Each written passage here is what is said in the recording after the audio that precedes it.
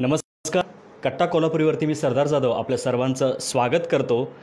Lockdown बनतंय नवउद्योजकांसाठी unlock हा विषय घेऊन आज आपण कट्ट्यावरती चर्चा करणार आहोत आणि या विषयावरती मार्गदर्शन करण्यासाठी आज आपल्या कट्ट्यावरती आलेले आहेत कोल्हापुरातील उद्योग क्षेत्रातील एक मोठं नाव असणारे श्री ललित गांधी. ललित सर, तुमचं कट्ट्यावरती स्वागत आहे. धन्यवाद. ललित सरांची ओळख तशी फार मोठी आहे, फार भरपूर मोठं म्हणजे त्यांच्या ओळखी सांगायचं झालं तर बायोडाटा खूप मोठा आहे. तर मी थोडक्यात सांगतो. सर वरिष्ठ उपाध्यक्ष आहेत महाराष्ट्र चेंबर ऑफ कॉमर्स इंडस्ट्रीजचे, त्याचबरोबर अध्यक्ष आहेत वेस्टर्न चेंबर ऑफ कॉमर्स आणि इंडस्ट्रीजचे. त्याचबरोबर सर एज्युकेशन सेवेमध्ये आहेत, महावीर एज्युकेशन सोसायटीचे सर अध्यक्ष आहेत. त्याचबरोबर सरांना सहकाररत्न पुरस्कार आहे, आविष्कार फाउंडेशनचा जीवन गौरव पुरस्कारही आहे. अशा खूप साऱ्या गोष्टी आहेत. उत्तर मुलाखतीमध्ये वेगवेगळे गोष्टी त्यांचा संदर्भ येत जाईलच. आपण सरळ चर्चेकडे वळूया. सर, आजचा जो विषय आहे लॉकडाऊन बनते नवउद्योजकांसाठी अनलॉक. म्हणजे सध्या लॉकडाऊन आहे, जॉब्सचे खूप सारे प्रॉब्लेम्स येत आहेत. म्हणजे व्यावसायिकांना एक नवीन संधी निर्माण होत आहेत.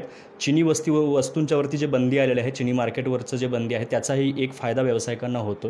या सर्व गोष्टींच्याबद्दल सरांच्याकडून आज आपण मार्गदर्शन घेणार आहोत. तर नक्की आजचा हा व्हिडिओ शेअर करा, लाईक करा, जास्तीत जास्त लोकांच्यापर्यंत पोहोचू देत, कारण व्यावसायिकतेला सध्या फार चांगले दिवस येत आहेत असं सरांचं म्हणणं आहे. आज त्यांच्याकडून सांगूया. सर, तुमचं पुन्हा एकदा कट्ट्यावरती स्वागत आहे. आणि जो पहिला प्रश्न आहे की आपला कोल्हापूरच्या आता व्यावसायिकतेबद्दलचं, सध्या चिनी वस्तूंच्यावरची आता म्हणजे बोललो जो चिनी वस्तूंच्यावरती जी बंदी आहे त्यानंतरचे व्यवसायामधले पुढचे धोरण याबद्दल थोडक्यात, नंतर आपण जे प्रश्न आहेत वेगळे त्याच्यावरती ओळूया.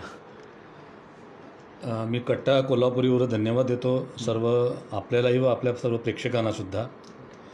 कोरोनानंतरच्या या काळामध्ये जशा जगातल्या अनेक गोष्टी बदलत आहेत तसं आपणही या तंत्रज्ञानाचा व्यापार करून जास्तीत जास्त लोकांच्यापर्यंत पोहोचण्याचा हा जो स्तुत्य उपक्रम सुरू केला याबद्दल आपलं मनापासून अभिनंदन करतो. आपण सगळेजण जाणतो गेले 5 महिने या कोरोनाच्या दुष्टचक्रामध्ये आपण सगळेजण अडकलेलो आहोत आणि कोरोनाची ही जागतिक महामारीने संपूर्ण जगाची सगळी रचना बदलून टाकलेली आहे आणि या रचनाच्या बदल होत असताना अर्थव्यवस्थेवर त्याचा मोठा परिणाम झालेला आहे.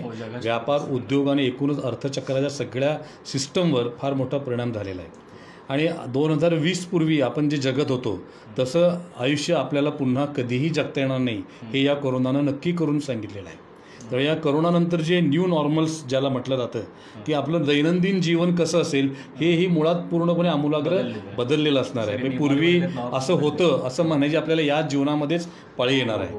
तर या बदललेल्या नॉर्ममध्ये चांगले आणि वाईट दोन्ही गोष्टी नक्की घडतील. कोरोनाने एक आपल्याला शिकवलेलं आहे की आरोग्य सुविधा या प्रत्येक देशाकडे चांगल्या असल्या पाहिजेत, प्रत्येक शहरामध्ये, प्रत्येक गावामध्ये या चांगल्या आरोग्य सुविधा असल्या पाहिजेत. आणि ह्या चांगल्या आरोग्य सुविधाबरोबरच आपली जीवनशैली योग्य पद्धतीची असणं हे सुद्धा गरजेचं आहे. कारण आपण गेले काही दिवस बघतो की कोरोनामुळे जे मृत्यू होत आहेत हे निव्वळ कोरोनामुळे होत नाहीत, तर कोरोना बरोबरीनं ज्याला दुसरा कुठला तरी आजार आहे असे लोक जास्त बळी पडतात. त्यामुळे लोकांनीही आरोग्याकडे लक्ष देण्याची हे निसर्गानं आपल्याला एक सूचना दिलेली आहे की आपण जे निसर्गाला तोडमरोड करून वेगवेगळ्या पद्धतीनं आक्रमण करतोय निसर्गावर किंवा विज्ञानाच्या नावाखाली निसर्गावर अतिक्रमण करायचा प्रयत्न करतोय. त्यामुळे वर्षानुवर्ष हजारो वर्षापासून आलेली संस्कृती किंवा निसर्गाच्या पद्धती ज्या आपण मोडायचा प्रयत्न केला आहे त्याचा आपल्याला निसर्गानं हा शिकवलेला धडा आहे आणि यातून आपण एक बोध घेतला पाहिजे आणि निसर्गाच्या बरोबरीनं निसर्गाचं संतुलन ठेवून आपल्याला चाललं पाहिजे, तर आपण यापुढे वाटचाल करू शकणार आहे. एवढी मोठी शिकवण आपल्याला या कोरोनाच्या माध्यमातून मिळालेली आहे. या कोरोनामध्ये जसं सगळ्या गोष्टी परिणाम झाला तसा विपरीत परिणाम उद्योगधंद्यावर सुद्धा झाला. फार मोठा परिणाम झाला. मुळात सगळं ठप्प झालं. लॉकडाऊन्समुळे वाहतूक कोलमडली किंवा वाहतूक बंद झाली, लोकांचं येणं जाणं बंद झालं. त्यामुळे माल वाहतुकीवर सुद्धा मोठ्या प्रमाणात निर्बंध आले, त्याच्या कन्झम्पशनवर निर्बंध आले.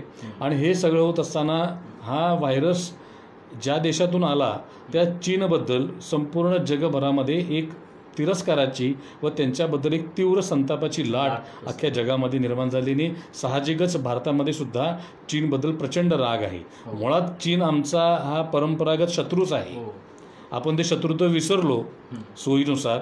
1962च्या युद्धामध्ये चीननं आपल्याला जो धोका दिला, हजारो एकर आपली जमीन बळकावली आणि अनेक पद्धतीनं आपलं नुकसान केलं, तो विसरून आपण व्यापारामध्ये इतकं वाहवत गेलो आणि चीननं जगातल्या अनेक देशामध्ये आर्थिक आक्रमण केलेलं आहे. बरोबर. ते जमिनी बळकावण्याचा प्रयत्न करत market आहेत, काबीज परंतु आर्थिक आक्रमण केलेलं आहे. आणि भारताने गेल्या 15-20 वर्षामध्ये ज्या पद्धतीचे व्यापार करार केले वेगवेगळ्या देशांच्या बरोबर, त्यामध्ये चीनबरोबर केलेल्या करारांचा सुद्धा समावेश आहे. त्याचा भारताला फार मोठा फटका आपल्याला व्यापार उद्योगाला बसलेला आहे. आणि चीनने गेल्या 15-20 वर्षामध्ये एक दिवसात घडलेलं नाही आहे. हे 15-20 वर्षामध्ये चीननं जाणीवपूर्वक प्रयत्न करून भारताची अर्थव्यवस्था, उद्योग, पर्टिक्युलरली मॅन्युफॅक्चरिंग इंडस्ट्री ज्याला म्हणता येईल, ती मोडीत आणण्याचं काम केलेलं आहे.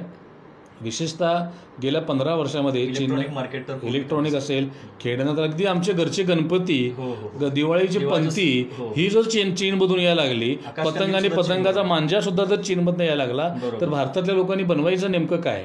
पण त्यांनी ह्या गोष्टी पाठवताना इतक्या कमी किमतीत पाठवल्या सुरुवातीला आमची इंडस्ट्री मोडण्यासाठी. त्यामुळे हळूहळू आमच्याकडच्या प्रोडक्शन कॉस्टपेक्षा तिकडची वस्तू स्वस्त यायला लागली. त्यामुळे आमचे इथले उद्योग बंद पडले, छोटे छोटे. आणि छोटे कुटीर उद्योग असतील, लघु उद्योग असतील, हे मध्यम उद्योग बंद पडले. त्यामुळं लाखोंच्या संख्येनं आमचे युवक बेरोजगार झाले. आणि ह्या कोरोनामुळं हे आम्हाला तीव्रतेनं आता जाणीव व्हायला लागली की अशा चुकीच्या पद्धतीनं आर्थिक आक्रमण करणाऱ्या, भौगोलिक आक्रमण करणाऱ्या देशाबरोबर आपण किती वाहवत गेलेलो आहोत आणि आपल्या व्यापारावर चीननं किती मोठं आक्रमण केलं आहे. त्यामुळं कोरोनानं ही संधी दिली आणि या चीनच्या विरुद्धच्या संतापाच्या लाटेचा परिणाम असा झाला की चीनच्या मालाच्यावर बहिष्कार टाकायचा निर्णय देशातल्या व्यापाऱ्यांनी मिळून कॉन्फेडरेशन ऑफ ऑल इंडिया ट्रेडर्सच्या माध्यमातून बहिष्कार टाकायचा निर्णय घेतला. गेल्या राखी पौर्णिमेला त्याचा झटका आपण चीनला दाखवलेला आहे. सरकारनं सुद्धा आपल्या पूरक अशी भूमिका घेतलेली आहे आणि अनेक टेंडरमधून चीनला हद्दपार करायला आहे किंवा अनेक टेंडर रद्द केलेले आहेत. त्यामुळं आता चीनमधून आपले उत्पादनं सगळीच काही बंद करता येणार नाहीत, परंतु जे छोटे छोटे घरगुती उत्पादनं आहेत, छोट्या छोट्या उद्योगामध्ये जे बनू शकत आहेत, अशा वस्तू निदान इम्पोर्ट करू नयेत. जिथं आधुनिक तंत्रज्ञानाचा आवश्यकता आहे आणि जी आता देशात बनत नसेल आणि ती चीनमधूनच येत असेल तर ते ठीक आहे. पण ज्या गोष्टी कुठेही बनवू शकतात, अगदी गल्लीपुळातला आमचा साधा युवक बनवू शकतो, महिला बनवू शकते, आमच्या तरुणी बनवू शकतात, अशा वस्तू आपण चीनवरनं का इम्पोर्ट करायच्या? त्या आपल्याला थोड्या महाग जरी लागल्या तरी आपण त्या भारतीय बनावटीच्या घेतल्या पाहिजेत. माझं या निमित्तानं आमच्या सर्व जनतेला नव्हे तर व्यापाऱ्यांना सुद्धा आव्हान आहे, आपण सुद्धा चीनच्या वस्तू विकू नयेत. कारण आपण येणाऱ्या ग्राहकाला सगळ्याच गोष्टी कळत नाही की प्राधान्य द्यायला. हां, तर पंतप्रधानांनी जे सुतोवाच केलं काही दिवसापूर्वी, वोकल फॉर लोकल, तुम्ही स्थानिक वस्तूंचा अधिकाधिक प्रचार करा, त्यामुळं रोजगार वाढणार आहे. आणि आता अनेक लोकांच्या नोकऱ्या गेल्या, अनेक कारखाने बंद राहिले, काही कारखाने बंद पडले आणि यामुळं लाखो युवकांचा रोजगार गेले. तर त्यांना रोजगाराच्या संधी कशा मिळतील? तर वेगवेगळ्या क्षेत्रातल्या रोजगाराच्या संधी ज्यावेळी मिळतील त्यावेळी मिळतील, परंतु आता आम्ही जगायचं कसं हा आमच्यासमोर पडलेला प्रश्न आहे. तुम्ही बघितलं असेल तर लॉकडाऊन नंतरच्या पहिल्या महिन्यामध्ये कोल्हापूर शहराचं जरी उदाहरण घेतलं तर अनेक रस्त्यावर मी इंजिनियर झालेले युवक भाजी विकताना बघितले. व्यवसायाकडे, कारण त्यावेळी भाजीची गरज होती, भाजी मिळत नव्हती. त्यामुळे या युवकांनी सुद्धा लाज बाळगली नाही, नाहीतर आमची अडचण हीच होती. अगदी आमचं कोल्हापूरचं म्हटलं तरी आम्ही तांबड्या पांढऱ्याच्या बाहेर कधी जायचा प्रयत्न केला नाही आणि कुठंतरी त्या गल्लीतल्या मुलांच्यावर टाइमपास करायचा आणि नोकरी शिपाईची मागायला जायचं, पण व्यापारात पडायचं नाही किंवा उद्योगात पडायचं नाही. या मानसिकतेत फार मोठा बदल झाला. एक चांगला सकारात्मक बदल या कोरोनाच्या पार्श्वभूमीवर आपल्या युवकांच्या मध्ये झाला, याचं मी स्वागत करतो. आणि आपले युवक आता कुठलीही आज मी बिझनेस का करू, मी भाजीच कशी विकू असं लाज न बाळगता अशी चांगल्या पद्धतीने त्यांनी व्यापाऱ्यांना चांगले पैसे मिळाले. तेव्हा अनेक युवकांनी भाज्या डायरेक्ट शेतकऱ्यांच्याकडे खरेदी करून शहरात वेगवेगळ्या ठिकाणी विकल्या, बाकीच्या वस्तू विकायला सुरू केलं. हे एक प्रकारची मिळालेली नवीन संधी आहे. आणि आपल्याला अशा अनेक गोष्टी, मास्क आले, सॅनिटायझर आले, अशा छोट्या छोट्या गोष्टी आहेत, हे आपल्याला नवीन ॲव्हेन्यू मिळाले. आता आमच्याकडचं एक निलेश अगरवाल म्हणून युवक आहे, त्यानं 90 लाखाची मशिनरी घेतली आणि मास्कचं प्रोडक्शन चालू केलं. N95 मास्क कोल्हापूरमध्ये. आता जे मास्क मिळतच नव्हते त्यामुळे त्यानं प्रोडक्शन सुरू केल्यामुळे सहजपणे आम्हाला मिळायला लागले. 200 रुपयाला मास्क घ्यायला लागायचा, तो 40 रुपयाला मिळायला लागला. नवीन उद्योग, त्याला त्याच्यात कारखान्यामध्ये 40 लोकांना रोजगार मिळाला. दिलीप बजाज आहे तिथे माळी कॉलनीमध्ये, त्यांनी सॅनिटायझरचे सगळे नवीन नवीन मशीन्स काढले, छोटे छोटे छोटे मशीन्स. पेपर आता आपल्या प्रत्येक वस्तू लागणारी ही सॅनिटायझेशन करण्याची गरज आहे, कारण जंतूचा संसर्ग नुसत्या समोरासमोर येणारे नाही तर अशा वेगवेगळ्या वस्तूंच्या माध्यमात होतो. त्यामुळे हे प्युरिफाय कसं करता येईल, डॉक्युमेंट आम्ही आता कागदांशी रोज संबंध येतो, फाईलशी संबंध येतो, या सॅनिटाईज कशा करता येईल, या सुरक्षित कशा, प्रत्येक वापराची वस्तू ही सॅनिटाईज करून वापरायची सवय आपल्याला लावायला लागणार आहे. तर कोल्हापुरातल्या या युवकानं व्यापार करणारी मुलं त्यांनी मशीन्स तयार केले. म्हणजे गरज ही शोधाची जननी असते, तसं त्यांनी मशीन्स तयार केले ना, अतिशय चांगले त्यांना ऑर्डर आहेत, देशभरातून ऑर्डर येत आहेत त्यांना मशीन्सच्या. तर अशा अनेक संधी आपल्याला नवीन निर्माण या कोरोनाच्या संकटामुळे झालेल्या आहेत. या संधी आपण आयडेंटिफाय केल्या पाहिजेत आणि त्याचं सोनं करण्यासाठी आपण त्यामध्ये उतरलं पाहिजे. एखाद्या वेळेला त्रास होऊ शकतो नवीन एखादा प्रयोग करताना, परंतु ते व्यवसाय करताना याची मानसिक तयारी ठेवली पाहिजे. आणि कुठलाही धंदा लहान नसतो किंवा कुठलाही धंदा मोठा नसतो. अनेक धीरूभाई अंबानीचं उदाहरण घेतलं, आज भारतातला सर्वात मोठा उद्योगपती, त्याने पेट्रोल पंपावर पेट्रोल घालण्यापासून आपलं करिअर सुरू केलं. आज त्यांचं साम्राज्य म्हणजे जगातल्या 7-8 बलाट्यामध्ये त्यांचं नाव येतं. हे एक दिवसात काही घडत नाही. तर या पाठीमागे तपश्चर्या असते, ती पेशन्स आणि आपली प्रामाणिकपणे कष्ट करण्याची तयारी, या गोष्टी तितक्याच महत्त्वाच्या. नाही, खरंच सर, आता जसं तुम्ही सांगितलं की चीनच्या वस्तूबंदीमुळं लोक खूप सारी मुलंसुद्धा आपली व्यावसायिक तिकडे वळायला लागले आहेत. आणि याला जसं लोकांनी आणि व्यापाऱ्यांनी साथ दिली तशी शासनाचीही साथ आहे. आणि त्यासाठी मला वाटतं आत्मनिर्भर भारत आणि इतर ज्या योजना आहेत, जसं लोकल फॉर लोकल जसं सांगितलं, तसं खूप साऱ्या अशा योजना आहेत. तर असं शासकीय स्तराच्या काही मदती आहेत, काय आहेत? आता काही युवक इंजिनियर वगैरे आहेत, जसं तुम्ही सांगितलं, जे व्यावसायिक तिकडे यायला लागलेत, काही छोटे मोठे उद्योग सुरू करायला, तर त्यांच्यासाठी असं सपोर्टिंग अजून काही गोष्टी आहेत, काय गोष्टी आहेत की ज्या शासनाकडून होत आहेत? सरकारने 2 गोष्टी यामध्ये केलेल्या आहेत. या कोरोना येण्यापूर्वीपासून पण काही गोष्टी चालू आहेत. त्यामध्ये युवकांना, आता हा इंजिनियर झाला, सगळेच काही इंजिनियर होत नाहीत.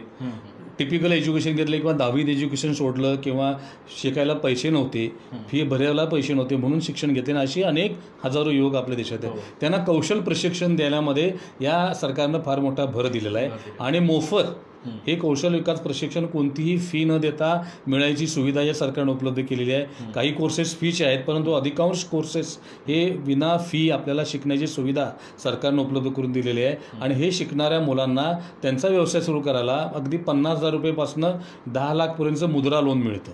बरोबर. बऱ्याच वेळेला बँकांच्या मध्ये अडचण येते, पण आम्ही चेंबरच्या पदाधिकारी असतील किंवा समाजातल्या प्रमुख युवकांनी जर संपर्क साधला तर आम्ही त्या बँकांना नक्की सांगू आणि त्यांना ते कर्ज मिळवून द्यायला मदतसुद्धा करू.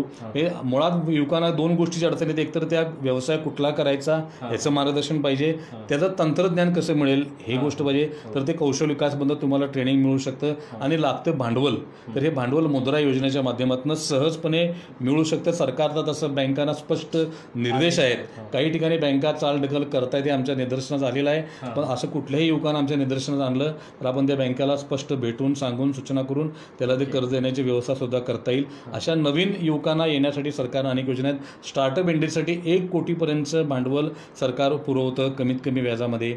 नवीन उद्योगाला MSME सेक्टरखाली 1 कोटीपर्यंतचं कर्ज 1 तासाच्या आत सँक्शन करण्याचं ऑनलाईन पोर्टल सरकारने विकसित केलेलं आहे.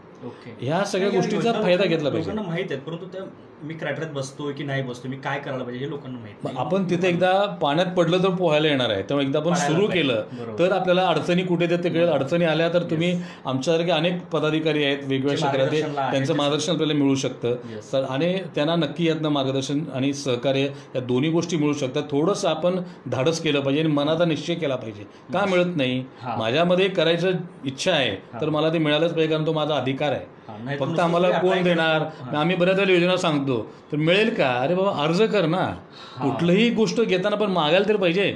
मागितल्याशिवाय आई पण दूध पाजत नाही मुलाला, रडल्याशिवाय. मग मागितलं पाहिजे, त्याशिवाय अर्ज केला पाहिजे. भले एखाद्या वेळेला आपल्याला एखादा धक्का खायला लागेल, एखाद्या वेळी एखाद्या मुलाचं नकार पण मिळेल, परंतु म्हणून सगळ्यांनाच होणार नाही असं नाही आहे. त्यामुळे आपण प्रयत्न केला पाहिजे. अडचणी आले की अनेक त्या क्षेत्रातल्या लोकांचं मदत घेतली पाहिजे. परंतु आपण काही ना काहीतरी नोकरीच्या मागे पडण्यापेक्षा व्यवसाय करण्याच्या संधी आहेत त्या शोधल्या पाहिजेत. आणि सापडलेली कुठलीही संधी एनकॅश करण्याचे आपण प्रयत्न केले पाहिजे.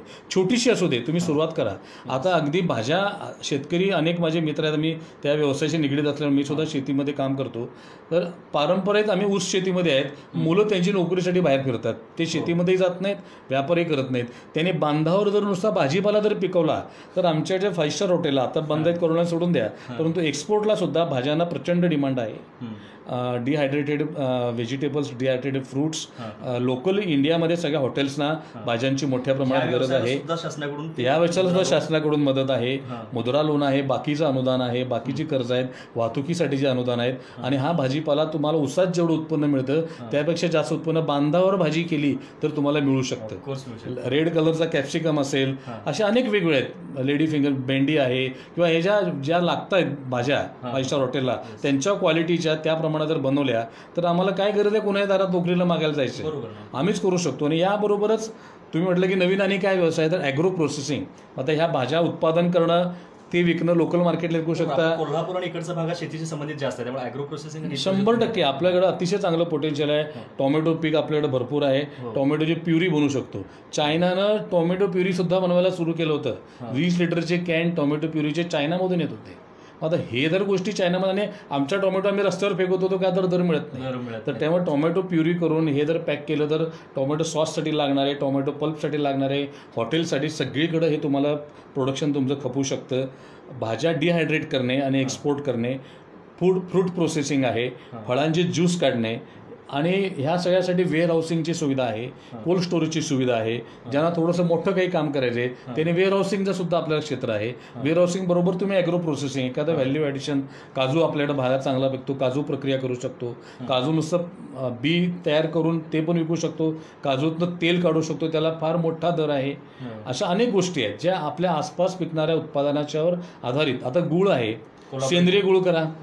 हल्ली सेंद्रिय गुळाला, ऑर्गॅनिक गुळाला जगभर मागणी आहे. जीआय मिळालेला आहे आपल्याला, जीआयचा टॅग मिळालेला आहे. तर हा चांगल्या क्वालिटीचा गुळ. आज काय झालेलं आहे, ऑर्गॅनिकचं क्रेज आहे, परंतु या क्रेजचा गैरफायदा घेणारे लोक पण तयार झालेत आणि नेहमीचाच वस्तू ऑर्गॅनिक म्हणून विकायला सुरू झालेत. त्यामुळं ऑर्गॅनिकचं सर्टिफिकेशनची मिळायची सोय आहे आणि हा विश्वास निर्माण केला पाहिजे आपल्या क्वालिटीबद्दलचा. आणि अशा ऑर्गॅनिक भाज्या, ऑर्गॅनिक गूळ, ह्या सगळ्या ऑर्गॅनिक वस्तूला मार्केटपेक्षा दुप्पट दराने बाजारात त्या वस्तू खपत आहेत. मार्केटिंगची यंत्रणा चांगली विकायला पाहिजे. 4 युवकांनी उत्पादन करावं, 4 युवकांनी तुमच्यासारख्या त्या डिजिटल मीडियाचं माध्यम असेल याचं मार्केटिंग करावं. असं तर आपण एखादं ग्रुप जरी केलं तर समूह शेतीसाठी सुद्धा सरकार योजना अनुदान देते किंवा अशा प्रकारचा ग्रुप केला तरी सुद्धा या युवकांना अनेक मोठ्या प्रमाणात काम करायची संधी आहे. आज अनेकांनी बघितलं होतं कायनेटिकनं इलेक्ट्रिक रिक्षा काढल्या जातात. या कोरोनामुळे ते आता वाहतूकच थांबली सगळी, व त्याने त्या भाजीच्या डिलिव्हरी व्हॅनमध्ये कन्वर्ट केल्या. आता ही तुम्ही डिलिव्हरी व्हॅन, आता अनेक सोसायटी आहेत वेगवेगळ्या भागामध्ये, ती तुम्ही जाऊन भाजी डिलिव्हरी करा. भाजी डिलिव्हरीवर तुम्ही घरगुती लागणाऱ्या वस्तू आहेत, धान्य. आता तर लोकांना बाहेर पडायची इच्छा नाही आहे, ते तुम्ही होम डिलिव्हरी चालू करा. हा एक नवीन व्यवसाय आहे. तुम्हाला त्यामध्ये मार्जिनही मिळेल आणि तुम्ही घरी सर्व्हिस दिली तर तुम्हाला अनेक अलाइड वस्तू हळूहळू त्या घरात लागणाऱ्या प्रत्येक वस्तूच्या पुरवठ्यापर्यंत तुम्ही जाऊ शकता. दैनंदिन लागणाऱ्या अनेक वस्तू आहेत. आजकाल लोक ऑनलाईन मागवतात. तुम्ही जर होम डिलिव्हरी सर्व्हिस सुरू केली तर तो तुमच्याकडे घेईल. तर हे एक नवीन अव्हेन्यू यामध्ये तयार झालेलं आहे. शेतीशी संबंधित आता तुम्ही सांगितलं, त्याचबरोबर इलेक्ट्रिक मार्केट सुद्धा तिकडचं बंद होते, तर त्यालाही फार मोठी संधी आपल्याकडे आहे. आता मेन आपण भारत आतापर्यंत मागे पडला, त्यामध्ये आपण अनेक वर्ष संशोधनाकडे दुर्लक्ष केलं. एखाद्या वस्तूचे उत्पादन करणं हे ठीक आहे, परंतु त्या वस्तूमध्ये सातत्यानं संशोधन करून नवीन प्रयोग काय करता येतील, नवीन वस्तू करता येईल, तंत्रज्ञानाचे नवीन आविष्कार जगभर होत आहेत. तसेच आविष्कार आपल्याकडे का होत नाहीत? जगामध्ये होणाऱ्या आविष्कारामध्ये जर आम्ही बघितलं त्याच्या तळाशी जाऊन, तर ते करणारे इंजिनियर भारतीय असतात.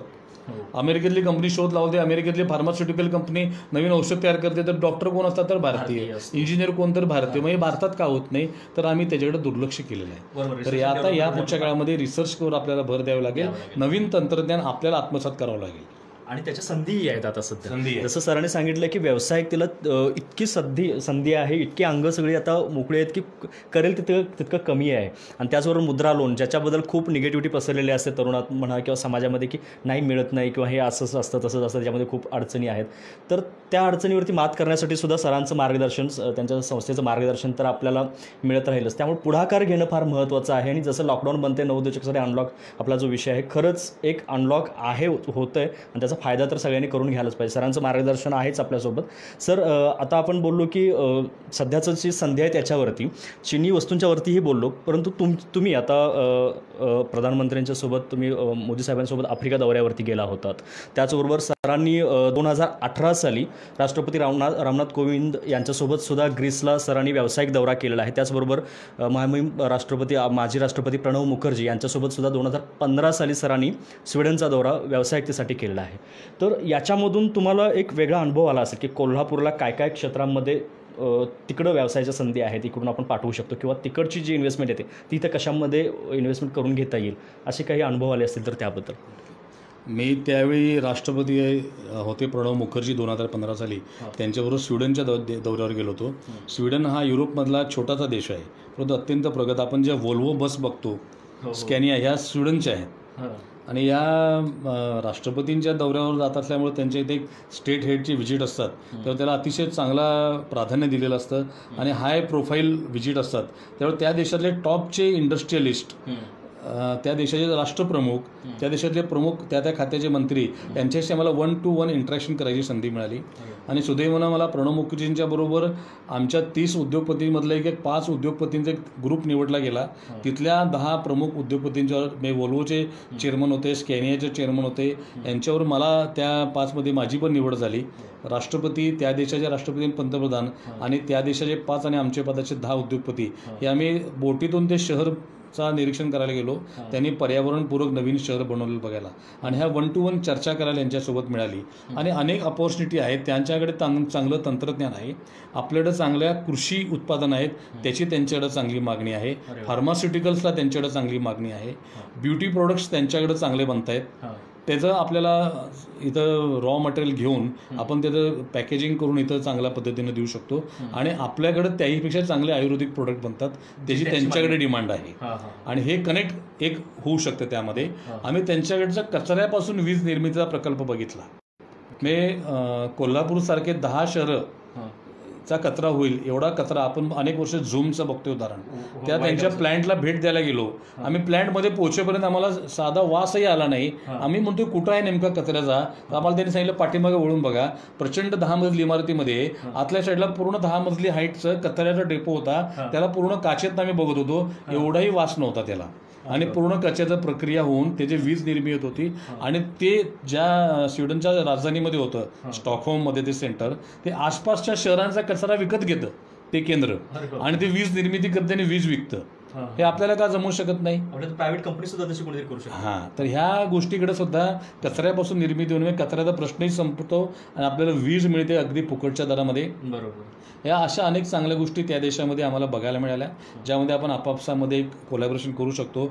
आणि सुदैवानं मी काही राजकीय संदर्भानं वक्तव्य करत नाही, परंतु नरेंद्र मोदींनी जागतिक स्तरावर भारताचं ज्या पद्धतीने एक इमेज बिल्डिंग केलेलं आहे, त्यामुळे या 3-4 दौऱ्यामध्ये मला भारताबद्दलचा एक आदर वाढलेला दिसून आला. की इंडियन लोक आले की मी अनेक वर्ष 30 वर्ष झाले मी अनेक देशात फिरलो, 36 देशात फिरलो. पूर्वी आमच्याकडे कुठेतरी एक असं दुर्लक्षित करून किंवा निगेटिव्ह ह्यानं बघायचे. आता आमच्याकडे एक रिस्पेक्टफुली बघतात. अरे आता इंडियातले व्यवसायासाठी हा एक फरक मला जाणवला प्रकर्षानं. रामनाथ कोविंद राष्ट्रपती झाल्या, त्यांच्याबरोबर मला 2017 साली ग्रीसच्या दौऱ्यावर जायची संधी मिळाली. ग्रीसमध्ये सुद्धा प्रचंड मोठ्या संधी आहेत आपल्याला. युरोपमध्ये छोटे देश फक्त पर्यटनावर डेव्हलप झाले. मी काय तिथले मोडके महल अवशेष आहेत ते बघायला आम्ही कित्येक $चं तिकीट काढून हजारो लोक बघायला जातात. आणि भारतामध्ये अशा अनेक आहेत. म्हणजे जगात जे जे काही आहे ते सगळं आमच्या भारतात आहे. त्यामुळे या गोष्टीचं आम्ही कसं सुधारलं पाहिजे. ते छोटे छोटे देश आमच्यापेक्षा पुढे गेले. आमच्याकडे सगळी साधन संपत्ती आहे, आमच्याकडे एवढी लोकसंख्या आहे, आमच्याकडे युथ पॉवर आहे. हे असतानाही आम्ही पाठीमागे का पडतो? हे त्यांच्याकडे असलेली कामाची प्रवृत्ती. आणि एक मला गोष्ट प्रकर्षाने या दोन्ही युरोपियन देशांमध्ये जाणवली, ते म्हणजे प्रचंड राष्ट्रभक्ती. त्या लोकांच्यामध्ये नेशन फर्स्ट ही संकल्पना त्या देशातल्या प्रत्येक लहान मुलाच्या मध्ये सुद्धा असतो.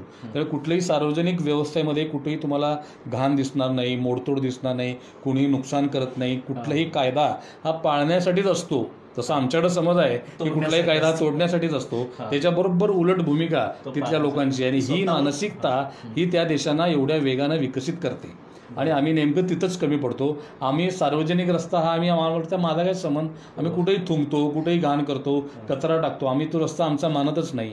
सार्वजनिक बस व्यवस्था असेल, सार्वजनिक रेल्वे व्यवस्था असेल, हे सगळं आपलंच आहे, परंतु आमच्यात ती भावनाच नाही. मी सिंगापूरमधलं टॉयलेट बघितलं तर मी टॉयलेट आहे का, तिथलं ड्रॉइंग रूम आहे, इतकं स्वच्छ नीट आम्ही झोपू शकतो, इतकं स्वच्छ टॉयलेट. आम्ही आमच्या टॉयलेटच्या जवळून जाऊ शकत नाही. ही जी स्वच्छतेची वृत्ती आहे, जपानमध्ये बघितलं तर आत्ता आपण कोरोनामुळे सॅनिटायझर वापरतो, ही लोक अनेक वर्षापासून वापरत आहेत. हायजिनिक राहणं आणि स्वच्छ राहणं ही त्यांच्यात अंगभूत बनलेली संस्कृती आहे. आम्हाला या गोष्टी आता स्वीकाराव्या लागतील. कोरोनानं आम्हाला ही जाणीव करून दिलेली आहे की तुम्हाला हे स्वच्छ राहिलं पाहिजे, हायजिनिक कंडिशन तुम्ही मेंटेन केल्या पाहिजेत, तुमचं शहर स्वच्छ असलं पाहिजे, तुमचा परिसर. ते अनेक मलेरिया, डेंग्यू हे आपण अस्वच्छता ठेवतो आपल्या आसपास, त्यामुळे तयार होतात. याचं सगळीकडे आपल्याला नुकसान होतं.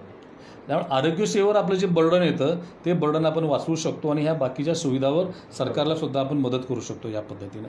त्यामुळे या जागतिक स्तरावर जसं मी नरेंद्र मोदींच्यावर आपण उल्लेख केला, आफ्रिका दौऱ्यावर गेलो. आफ्रिका, रवांडा या देशामध्ये गेलो. तो छोटासा देश आहे परंतु अतिशय स्वच्छ, नीटनेटका देश. आफ्रिकेच्या व्यापारासाठीचं एंट्री म्हटलं जातं. एक्झॅक्ट एंट्री पॉईंट आहे रवांडा. आणि आत्ता भारतीय उद्योगांना आफ्रिका कॉन्टिनेंटमध्ये प्रचंड संधी आहे व्यापाराची. त्यांनी अगदी सांगितलं मला त्यांना भांडी लागत आहेत, जेवण बनवण्याच्या भांड्यापासून तिथं काहीच बनत नाही आफ्रिकेमध्ये. त्यांचं काही ठराविक शेतीचं उत्पादन सोडलं तर बाकी तिथं काही बनत नाही. आता इंडियन लोकांनी किंवा आता चीननं तिथे आक्रमण केलेलं आहे. चीन प्रचंड गुंतवणूक करते तिथल्या इन्फ्रास्ट्रक्चरवर. परंतु अनेक तिथल्या लोकांना मी विचारलं, उद्योगपतींना विचारलं, तिथल्या सामान्य नागरिकांना विचारलं. ते म्हटले चीन आमच्याकडे इन्व्हेस्टमेंट करायला लागले, हे समोर ब्रिज दिसतो तो चीन बनवतोय, परंतु आम्हाला त्यांच्याबद्दल विश्वास वाटत नाही. तर आम्हाला तो भारतीयांच्याबद्दल विश्वास वाटतो. भारतानं आमच्याकडे करावं. पंतप्रधानांनी त्यावेळी तिथल्या राष्ट्रपतींच्या गावामध्ये 200 गायी भेट दिल्या. प्रत्येक कुटुंबात एक गाय भेट दिली. ते लोकही गायीला फार म्हणतात आणि गायीवरचं अर्थकारण हे ते समजत आहेत. त्यामुळे गायीचं दुधापासून उपपदार्थ या सगळ्या गोष्टीमध्ये शेतकऱ्यांना प्रमोट करण्यासाठी तिथल्या राष्ट्रपतीने गायीच्या पाळण्याला प्रोत्साहन दिलं. हे भारताकडून त्याने स्वीकारलं. जग आमच्या गोष्टी स्वीकारतंय आणि आम्ही जगाने टाकून दिलेल्या गोष्टी स्वीकारतोय. तर हे कुठंतरी आपण बदल लक्षात घेतला पाहिजे.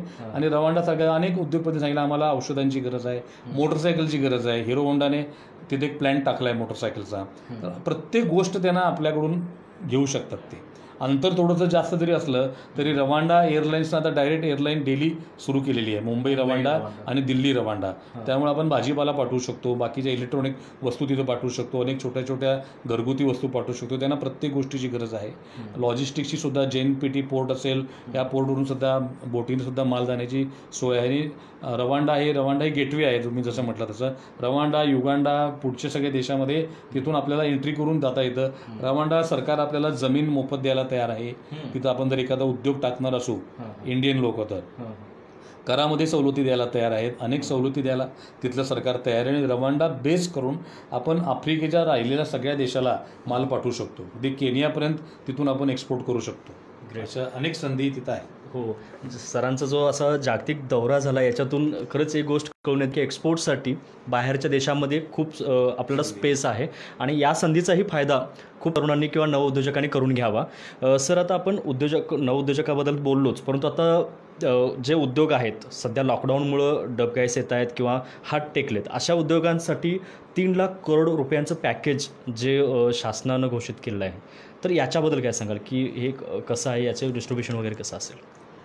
खरं तर उद्योग सगळे आमचे पहिले 2 महिने ते पूर्णच बंद पडले, सगळे ठप्प होतं. आम्हाला कामगारांना पगारही द्यावे लागले, कारण अनेक वर्ष आपल्यावर काम करत आहे ना, आपण वाऱ्यावर सोडू शकत नाही. सरकारची सुद्धा तशी अपेक्षा होती. तर बहुतांश लोकांनी कामगारांना पगार दिले, परंतु पगार किती दिवस देणार? उत्पादन नाही, व्यापार नाही आणि पगार तर द्यायचे. आता आम्ही लाईटबद्दल गेले अनेक वर्ष, अनेक महिने भांडतोय. वापरलेली नाही तरी सरकार लाईटचे पैसे मागतं. मग नेमकं उद्योगानं उद्योग चालवायचे कसे आहे? सरकारला आमचे उद्योग चालू द्यायचेत की नाही हेच आम्हाला कधी कधी प्रश्न पडतो. एकीकडे आम्ही सांगतो वोकल फॉर लोकल, आत्मनिर्भर भारत, आणि दुसरीकडे आम्हाला अनुकूल अशा गोष्टी घडत नाही. आम्हाला प्रत्येक गोष्टीसाठी झगडावं लागतं. अनेक वर्ष आम्ही मेहनत करून उद्योजकांनी उद्योग उभा केले, रक्ताचं पाणी केलेलं, पिढ्यानपिढ्या गेलेलं आहे. आणि ह्या उद्योगांनी करायचं काय? आता हे बंद पडल्यामुळं 4-4 महिने इंडस्ट्री बंद. तर सरकारनं अपेक्षा होती आम्हाला काही डायरेक्ट बेनिफिट मिळावं, परंतु भारतासारख्या या खंडप्राय देशामध्ये एवढी प्रचंड व्याप्ती प्रत्येक गोष्टीची आहे, तिथं सरकारनं उचलून काही पैसे देतील असं शक्यता या देशामध्ये फार अवघड आहे. त्यामुळे सरकारनं आर्थिक सहाय्य, त्यांना भांडवल उपलब्ध करून द्यायचा निर्णय घेतला. आणि तुमचं एक्झिस्टिंग जेवढं कर्ज आहे, आता जे उद्योग आहेत त्यांचं जेवढं कर्ज आहे त्याच्या 20% एवढं अधिकचं कर्ज हे 3 लाख कोटीच्या पॅकेजमध्ये समावेश केलेलं आहे. सुरुवातीला हे फक्त उद्योगांसाठी होतं. आम्ही केंद्रीय अर्थराज्यमंत्री अनुराग ठाकूर, नितीन गडकरी साहेबांनी यांच्यामार्फत पंतप्रधानांच्याकडे अप्रोच केला आणि त्यामध्ये व्यापाऱ्यांचा सुद्धा समावेश झाला. हे जेवढं आम्ही कॅश क्रेडिट घेतलं असेल किंवा टर्म लोन घेतलं असेल 29 फेब्रुवारी 2020 पूर्वी, त्याच्या 20% हे जादाचं कर्ज कुठल्याही ॲडिशनल कागदपत्राशिवाय, कुठल्याही ॲडिशनल खर्चाशिवाय जास्तीत जास्त 9% वार्षिक व्याजानं 5 वर्ष मुदतीनं सगळ्यांना मिळणार आहे. आता यामध्ये पहिले 1 वर्ष मॉरिटोरियम पिरियड दिलेला आहे, त्यामुळे फक्त व्याज भरायचे, हप्ता भरायचा नाही आहे आणि नंतरचे 4 वर्षामध्ये ते रिपेमेंट करायचं आहे. आता बंद पडल्यानंतर आम्हाला जी वर्किंग कॅपिटलची अडचण होती त्यासाठी या योजनेचा अधिक चांगला फायदा होणार आहे. राष्ट्रीयकृत बँकांनी अतिशय चांगल्या पद्धतीने त्याला रिस्पॉन्स सुद्धा दिलेला आहे, परंतु आपल्यामध्ये अडचण या भागात अशी झाली की आपल्यापैकी अनेक उद्योजकांची कर्ज ही सहकारी बँकातून घेतलेली आहेत आणि सहकारी बँकांनाही स्कीम लागू झालेली नसल्यामुळं त्यांना या योजनेचा फायदा मिळालेला नाही आहे. त्यामुळे आम्ही राज्य सरकारकडे सुद्धा प्रयत्न केले आणि मुळात ही योजना केंद्र सरकारची असल्यामुळे आम्ही केंद्र सरकारकडे सातत्याने पाठपुरावा करतोय की सहकारी बँकांना सुद्धा यामध्ये समावेश करून घ्यावं, ज्यामुळे ज्या उद्योजकांना ज्यांनी सहकारी बँकाकडून कर्ज घेतलेले आहेत त्यांना सुद्धा या योजनेचा लाभ मिळेल. आणि आमचा दुसरा प्रयत्न चालू आहे की सरकारनं व्याजात काही सवलत द्यावी, आम्हाला अनुदान देऊ नका पण निदान व्याज लागणार नाही अशी काही योजना सरकारनं आणावी अशी आमची सरकारकडे आता मागणी आहे. आम्ही सातत्याने पाठपुरावा करतो की काही ना काही व्याजात सवलत मिळाली तर कर्जाचे आम्हाला बिनव्याजी कर्ज तात्पुरतं ह्या अडचणीतून बाहेर यायच्या काळापुरतं तर आम्हाला थोडासा आधार मिळेल अशी आमची व्यापारी आणि उद्योजकांची भावना आहे. आम्ही सरकारकडे सातत्याने पाठपुरावा त्या विषयावर चालू आहे आमचा. व्यावसायिकतेवरती तरी आपण बोललोच, परंतु आता आपण शिक्षण क्षेत्रातही आहात. महावीर एज्युकेशन सोसायटीच्या माध्यमातून तुम्ही शिक्षण क्षेत्रात काम करताय. आता लॉकडाऊन म्हणजे कोरोनाच्या पार्श्वभूमीवरती शिक्षणाची परिस्थिती तर खूप बिकट झालेली आहे आणि नवीन एज्युकेशन धोरण पण सध्या केंद्र शासनानं जाहीर केलं आहे. तर या गोष्टींना मध्यवर्ती ठेवून सध्याचं बदलणारं एज्युकेशन किंवा कोरोनाच्या पार्श्वभूमीवर एज्युकेशनची अवस्था कशी होईल? शिक्षण हे खरं तर अतिशय मोठा आणि गंभीर असा विषय आहे आणि आपल्या प्रत्येकाला आपण व्यवसाय आणि आपल्या मुलांचं शिक्षण हे 2 विषय आपल्याला किंवा व्यवसाय किंवा नोकरी जे असेल त्याने आपल्या मुलांचं शिक्षण हे आपल्यासाठी अतिशय सेन्सिटिव्ह विषय आहेत. आणि ह्या कोरोनामुळे हे सगळी यंत्रणा कोलमडली, अनेक परीक्षा झाल्याच नाहीत, तर त्या परीक्षा होणार का नाही ह्याचा जो नक्की काही झालेला नाही, त्यामुळे मुलं संभ्रमावस्थेत आहेत. ह्याचाही निर्णय खरं तर लवकरात लवकर व्हायला पाहिजे होता. एवढं जे राजकीय स्वरूप त्याला आलं ते आलं नसतं तर जास्त बरं झालं असतं या मुलांच्या भवितव्याच्या दृष्टिकोनातून. आणि या सगळ्या कालखंडामध्ये शालेय शिक्षण पण सध्या थांबलेलं आहे, ऑनलाईनमध्ये शिक्षण सुरू केलेलं आहे, परंतु हे ऑनलाईन शिक्षण कुठल्या वयाच्या मुलांना द्यावं हा फार मोठा वादाचा विषय आहे. आता आम्ही अगदी नर्सरी ज्युनियर KG या मुलांना जर ऑनलाईन शिक्षण द्यायला गेलो तर त्या मुलांचं भवितव्य निश्चित खराब असणार आहे, कारण मोबाईल वगैरे या गोष्टी गॅजेट्स या खरं तर 10वीपर्यंतच्या मुलांनी वापरूच नयेत. पण आता अपरिहार्य गोष्ट म्हणून आपण एक 5वीच्या पुढच्या मुलांना ऑनलाईन शिक्षण देतो तिथपर्यंत ठीक आहे, परंतु प्री प्रायमरी, नर्सरी, बालवाडी या मुलांना हे शिक्षण देणं अतिशय अयोग्य आहे. एखादं वर्ष उशीर झाला तरी हरकत नाही, परंतु या मुलांच्या आरोग्याचा, त्यांच्या बौद्धिक विकासाचा, याच्यावर या तंत्रज्ञानाच्या लहरींचा त्यांच्या मेंदूवर होऊ शकणाऱ्या विपरीत परिणामाचा ह्या सगळ्या गोष्टींचा सुद्धा विचार करणं तितकंच गरजेचं आहे. खरं तर ऑनलाईन एज्युकेशन हे आफ्टर 12th ॲडवायजेबल असतं. आता ही अपरिहार्य परिस्थिती म्हणून आपण 5वीपासून करतोय, परंतु त्याच्या अलीकडच्या टप्प्याला ही असू नये, परंतु आता अपरिहार्य गोष्ट म्हणून प्रत्येक शाळा ते करायला जाते. आता सप्टेंबर किंवा ऑक्टोबरपासून शाळा सुरू होतील असा एक सर्वसाधारण अंदाज आहे, नक्की सांगता येत नाही आज काय होईल ते, परंतु सुरू झाल्या तरी पूर्वीसारख्या होऊ शकणार नाहीत. काय एका वर्गात 50 मुलं भरली, 80 मुलं भरली अशी गर्दी करून निदान 1-2 वर्ष तरी आपल्याला काळजी घ्यावी लागणार आहे. तर यापुढच्या आमच्या शाळांची रचना, वर्गांची रचना ह्या संसर्गापासून मुलं वाचतील किंवा सुरक्षित राहतील अशा पद्धतीची करणं गरजेचं आहे. तुमचं कसं याच्यावर काम? तेव्हा आम्ही आमच्या 4 शाळा आहेत, 4-5 हजार विद्यार्थी आमच्याकडे शिक्षण घेतात. आम्ही एक नवीन इमारत विकसित केली आणि या काम चालू असतानाच कोरोनाचा प्रादुर्भाव आला. इंटरनॅशनल स्कूल आम्ही लॉन्च करतोय कोल्हापूरमध्ये. नवीन तंत्रज्ञान, आर्टिफिशियल इंटेलिजन्स, रोबोटिक्स, सायन्स या सगळ्या गोष्टी कोल्हापुरातल्या मुलांना शिकायला मिळाव्यात, कारण हे शालेय वयापासून शिकण्याची गरज आहे.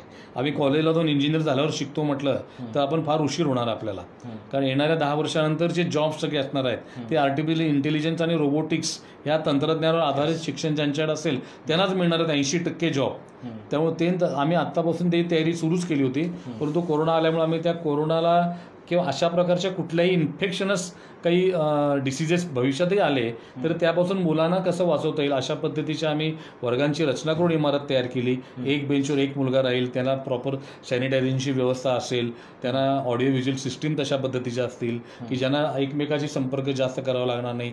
खेळही अशा पद्धतीनं मॉबचे खेळ विकसित करण्यापेक्षा 2-2चे ग्रुपचे बास्केटबॉल, बॅडमिंटन अशा प्रकारचे खेळ जास्त फोकस करून त्यांचं स्वास्थ्य पण राहिलं पाहिजे, परंतु त्यांना या संसर्गापासून सुरक्षितही ठेवलं पाहिजे. किमान 1-2 वर्ष आपल्याला या प्रिकॉशन घ्यावं लागणार आहे. त्यामुळे भविष्यातलं काय होणार आहे, न्यू नॉर्मल्स माहीत नाही आपल्याला. त्यामुळं त्याची मानसिकता किंवा त्याची इन्फ्रास्ट्रक्चर अरेंजमेंट आपल्याकडे आतापासून असावी, ते आम्ही त्याला तयार आहोत. तुम्ही प्रश्न विचारला शैक्षणिक धोरणाचा, अतिशय गंभीर आणि महत्त्वाचा विषय आहे. आणि 35 वर्षानंतर पहिल्यांदा या देशामध्ये शिक्षणाचं धोरण आलेलं आहे आणि अतिशय योग्य आणि चांगलं असं शैक्षणिक धोरण लागू केलेलं आहे. आता प्रश्न आहे तो जी अंमलबजावणी होण्याचा, तो किती वेगानं होईल, किती वर्षात होईल आणि किती प्रभावीपणे होईल. आतापर्यंत आमच्याकडे जी शिक्षण पद्धती होती ती आता ते 200 वर्षापूर्वीचं रेकॉर्ड आता पब्लिकमध्ये अवेलेबल आहे. लॉर्ड मॅकॅलोची शिक्षण पद्धती, त्यांनी भारतातल्या लोकांना कुठलंही तंत्रज्ञान किंवा कौशल्य मिळणार नाही आणि हे नुसते कारकूनसारखे तयार होतील जे आमच्या सेवेला हजर राहतील, अशी रचना त्यांनी जी बनवली होती. आणि स्वतःच्या देशात मात्र वेगळी रचना, त्यामुळे ती पहिल्यांदा मोडीत काढली सरकारनं. आणि कौशल आधारित शिक्षण हे 10-2-3चा पॅटर्न बदलला.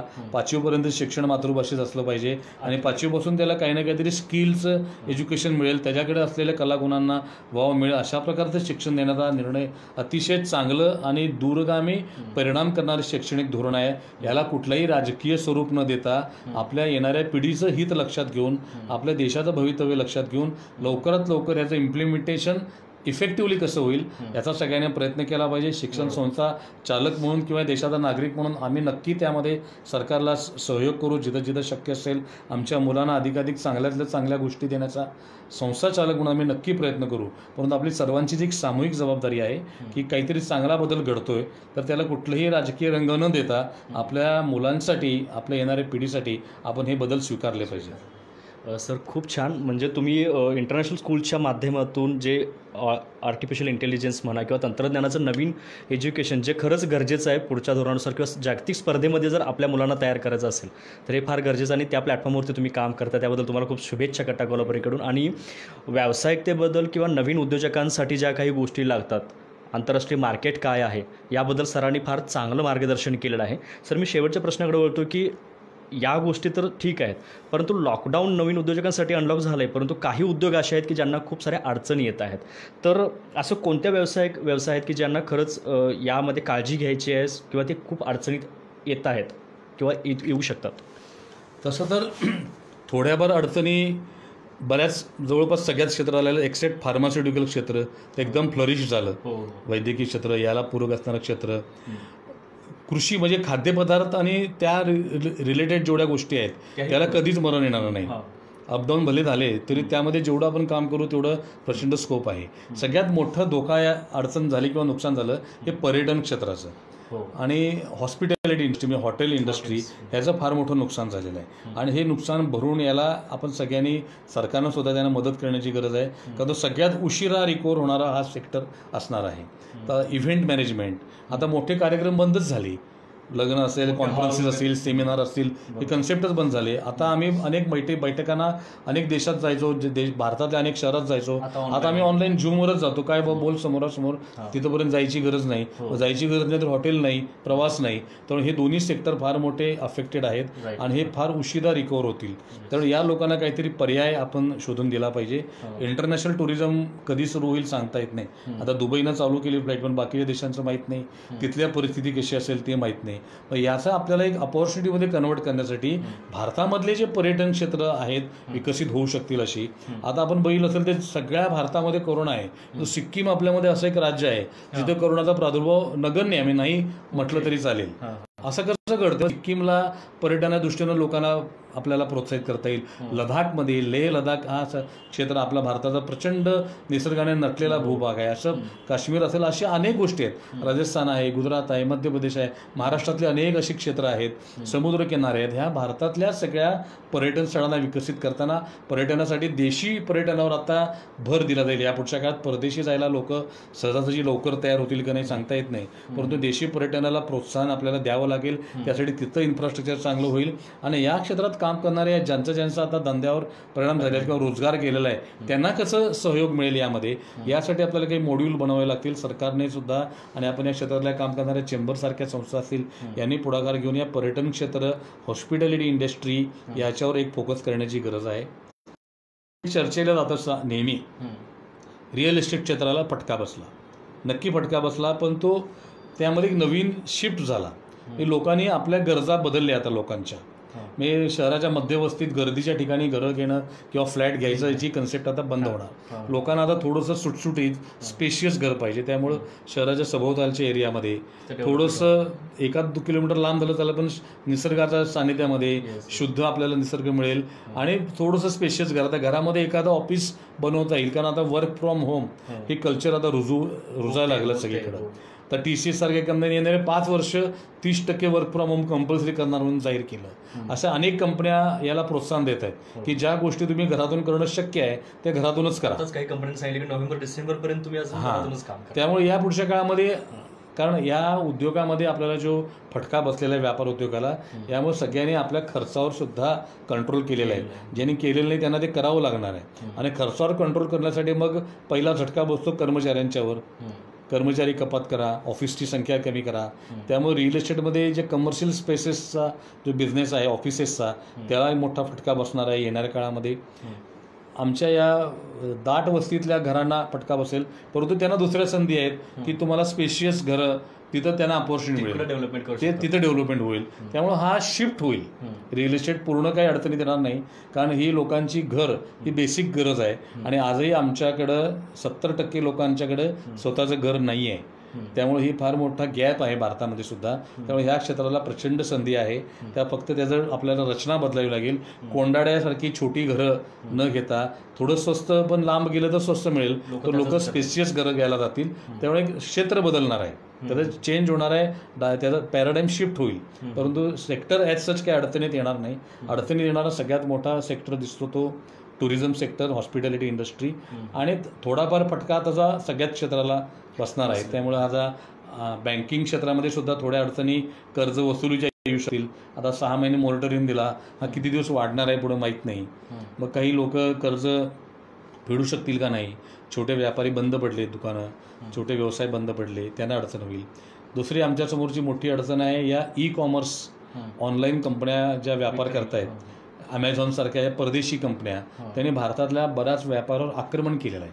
तर याला तोंड देण्यासाठी आमच्या देशातले गल्लीबोळातले छोटे छोटे व्यापाऱ्यांना वाचवण्यासाठी, छोट्या छोट्या उत्पादकांना वाचवण्यासाठी भारत सरकारच्या वाणिज्य मंत्रालय DIPPने पुढाकार घेऊन कॉन्फेडरेशन ऑफ ऑल इंडिया ट्रेडर्सला एक पोर्टल बनवायला सांगितलं. आणि त्याचं भारत e-market.in या नावानं पोर्टल लॉन्च केलेलं आहे.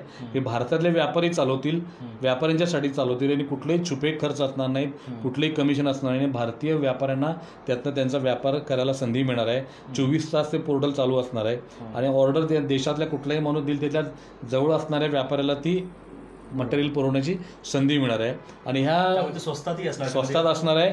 आणि आपल्याकडच्या व्यापाऱ्याला टिकवणं ही सुद्धा आपली जबाबदारी आहे. कारण आज कोरोनामध्ये बघितलं तर अडचणीला आपल्या गल्लीतला व्यापारीच कामाला आला कारण ऑनलाईन पण बंद होतं त्यावेळी. गल्लीतला छोटा किराणा दुकानदारच आपल्याला कामाला आला तर तोही जगला पाहिजे.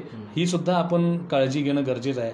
1% महाग जरी पडला, आता ते सवलती देतात, डिस्काउंट देतात, पण ते एक लालूच असतं. तर ही सगळी यंत्रणा मोडीत काढली की ते दाम दुपटीनं आपल्याकडेच वसूल करणार आहे. हे ब्रिटिशांनी आपल्याला स्वातंत्र्यापूर्वी तेच केलेलं आहे. हेच ह्या परदेशी कंपन्या आता करतायत.